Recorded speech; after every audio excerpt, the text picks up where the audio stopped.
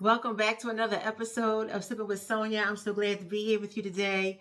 And I want to give you 5 dating tips over 50. Now, let me preface this. I am 55 years young. But when I turned 50, there was an energetic shift that took place. It was just like everything slowed down for me.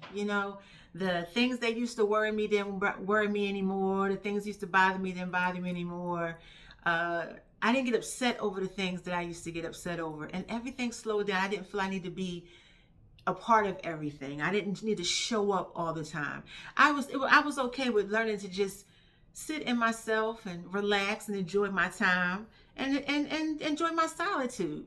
So, I want to give you a quick 5 tips of dating over 50. So, if you're out there and you're over 50 and you're dating, I know the struggle is real. I know it's tough because I've been divorced for years. And the dating scene, especially in Atlanta, it's not what it's cracked up to be.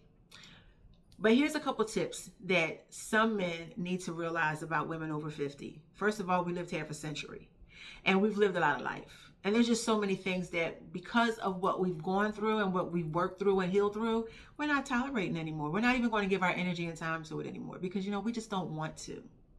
We would rather do something that really makes us happy. So the first thing is if a man approaches me and I choose to give him my number, after at least 2 conversations, if he's not planning a date, I'm out. Why? Because some men want to just have a phone conversation, a phone buddy. I'm not a phone buddy. If you tell me you're interested in me and you want to get to know me better as possibly pursuing a relationship, then you should be planning dates. So if he's not planning a date after the second phone call, I'm out. I'm gone. And then also too, if we are dating and I don't hear from him for a whole day or two, then clearly your other situation is working out and I'm going to gracefully bow out. Do your thing. And I don't have a problem with a man dating other women while he's dating me because I'm dating as well. But the thing is, if you're serious about me, then you have to keep that consistency going. Okay? Because inconsistent people will produce inconsistent results. Number 2, if you cannot take the initiative to actually plan the date and then send me the details, and I just show up and you understand that you are paying for the date that you invited me on, I'm not coming. Because you're not going to ask me, can I go out on a date? And then I got to plan the date. Make it make sense. No, Auntie not doing that. Auntie not doing that. Number 3, if you want to Netflix and chill, click. I'm not doing that. Because at this grown age, Netflix and chill, I can do that by myself at home. Okay? The 4th thing I want to talk about is this.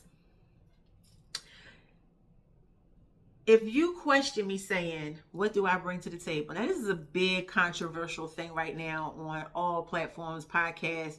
It's a big controversial thing, which I really, truly believe has really come up from a younger generation. I'm Gen X.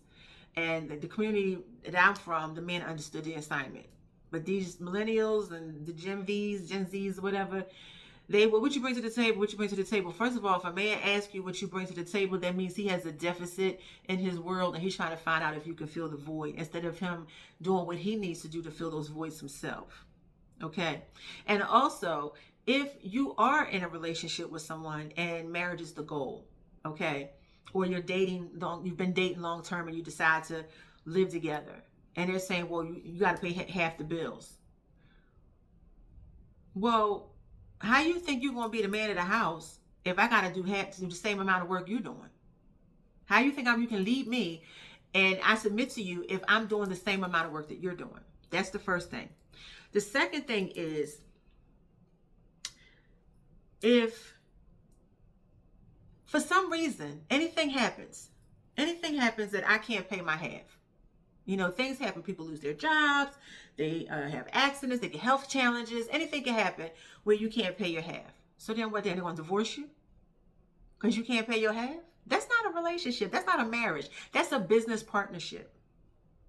And if you're going to go in a business partnership, then you need to be getting some return on your investment. You understand what I'm saying? You following me? Lastly, the fifth tip is this. You want to date a man who has emotional intelligence. He is mentally, emotionally, financially, and spiritually stable. He's done the healing work.